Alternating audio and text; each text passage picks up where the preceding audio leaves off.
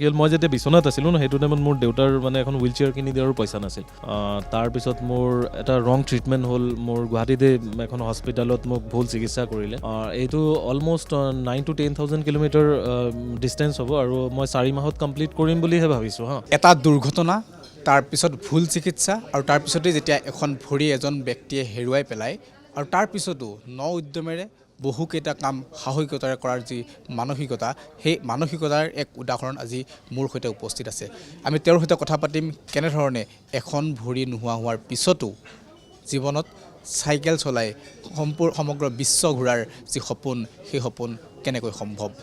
পোনপ্ৰথমে আপোনাক টাইমটোলৈ স্বাগতম জনাইছোঁ। নমস্কাৰ। ইতিমধ্যে আমি জানিছোঁ আপুনি বেংককৰ পৰা গুৱাহাটী বা ভাৰতৰ বিভিন্ন স্থানৰ পৰা আপুনি চাইক্লিং কৰিছে। কেতিয়াৰ পৰা কৰিছে আৰু আপোনাৰ এক দুৰ্ঘটনাৰ সময়ত যেতিয়া ভৰিখন হেৰুৱাইছিল সেই দুৰ্ঘটনাৰ পৰাই আমি জানিবৰ কাৰণে চেষ্টা কৰিম। মোৰ এইটো এক্সিডেণ্ট 2012 জুনত হৈছিল।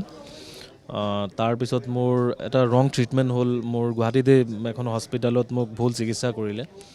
তাৰপিছত গেংগ্ৰেইন হ'ল। তাৰপিছত ইয়াৰ পৰা মুভ কৰিলে মোক চেন্নাই এপ'ল' হস্পিটেলত গৈ মোৰ ফাইনেলি ভৰি লগা হ'ল। তো সেইটো টাইমত মই বিচনাত আছিলোঁ।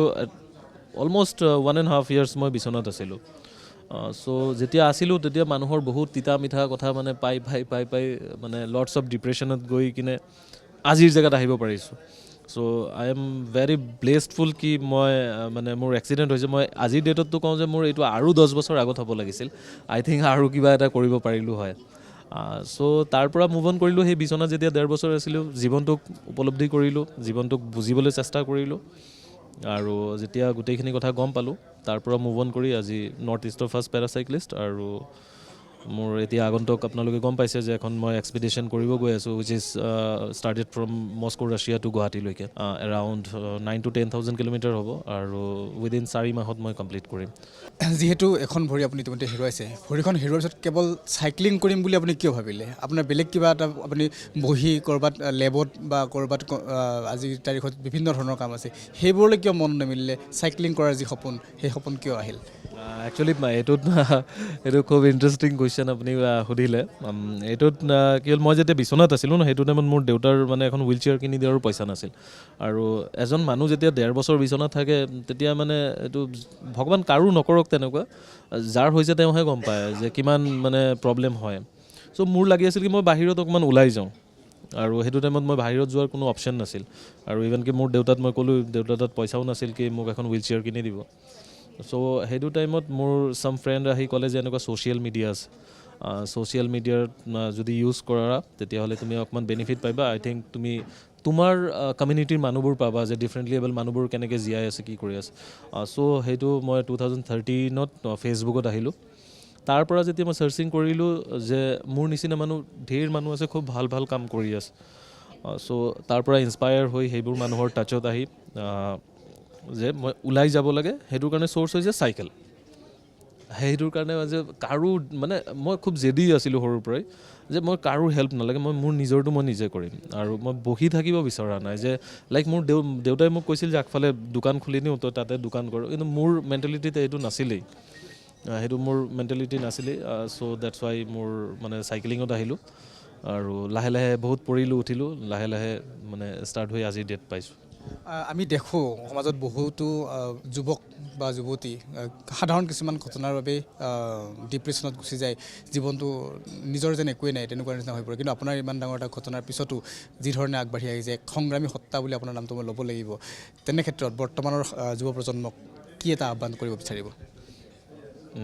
য়াং জেনেৰেশ্যনক এইটো ক'ম যে প্ৰথম কথাটো বেয়া ফালে যাব নালাগে। এডিকশ্যনৰ লটছ অফ ৱে আছে, আৰু মই চামটাইম দেখোঁ যে সৰু সৰু ল'ৰা ছোৱালীবোৰে সেইবোৰ এডিকশ্যনত গৈ আছে। সেইবোৰ নকৰি ভাই পজিটিভ কিবা এটা কৰিবলৈ চেষ্টা কৰিবলৈ ইমান ইজিও নহয়। মই যিমান ইজিলি কৈ আছোঁ ন, পজিটিভ হ'বৰ কাৰণে ন মানে গাটছ লাগিব, মানে ভিতৰৰ পৰা পজিটিভনেছটো আহিব লাগিব। চ' সেই বস্তুটোক মানে অধ্যয়ন কৰি বা নিজক যেতিয়া ষ্টাডি কৰিব যে মই কোন হয়, মোৰ লাগিছে ষ্টাডি মই কোন হয় জানিবৰ কাৰণে সেই 1.5 বছৰ টাইম মোৰ লাগিছে মই যেতিয়া বিচনাত আছিলোঁ। চ' য়াং জেনেৰেশ্যনৰ কাৰণে এইটোৱে ৰাখিম যে পজিটিভ থাকক, মানে ভাল কাম কৰক, যাতে কেতিয়াও গিভ আপ নকৰে। জীৱনটো খুব ধুনীয়া হয়, মানে সেইটোক ইউটিলাইজ কৰি মানুহবোৰ আগবাঢ়িব লাগে। আপুনি এটা খুব ডাঙৰ কাম কৰিবলৈ গৈ আছে মস্কোৰ পৰা গুৱাহাটীলৈ চাইক্লিং কৰিব কিমান কিলোমিটাৰ হ'ব কোনখন দেশৰ পৰা কোনখন দেশলৈ আহিব এই যাত্ৰাটো যদি অকণমান আমাৰ দৰ্শকৰ বাবে আপুনি কৈ দিয়ে মস্কো ইণ্ডিয়ান এম্বেচিৰ পৰা ষ্টাৰ্ট হ'ব ফ্লেগ অফ হ'ব এইটো অলম'ষ্ট 9,000 to 10,000 কিলোমিটাৰ ডিষ্টেঞ্চ হ'ব আৰু মই 4 মাহত কমপ্লিট কৰিম বুলিহে ভাবিছোঁ হা একজেক্টলি ক'ব নোৱাৰিম বিকজ একৰ্ডিং টু চিটুৱেশ্যন তাৰ সেইবোৰ দেশৰ কি চিটুৱেশ্যন থাকিব ৱেডাৰ কেনেকুৱা থাকিব সেইটোৰ ওপৰত ডিপেণ্ড কৰিব তো 4 মাহত কমপ্লিট কৰিম বুলি ভাবিছোঁ আৰু স্পেচিয়েলি এইটো ৰাইডত মই অসম টুৰিজিয়ামক অসম আছামক মই প্ৰমোট কৰিব বিচাৰিছোঁ তাৰ লগে লগে ইনক্ৰেডিবল ইণ্ডিয়া আছে ফিট ইণ্ডিয়া মুভমেণ্ট আছে সেইকেইটাকো মই লগে লগে এৱেৰ কৰিব বিচাৰি আছোঁ শুভেচ্ছা জনাইছোঁ আপোনাৰ এই যি উদ্দেশ্য সফল হওক লগতে অনাগত দিনত আপোনাক আৰু ভগৱানে শক্তি দিয়ক সাহস দিয়ক এনেধৰণৰ কাম কৰি যাবলৈ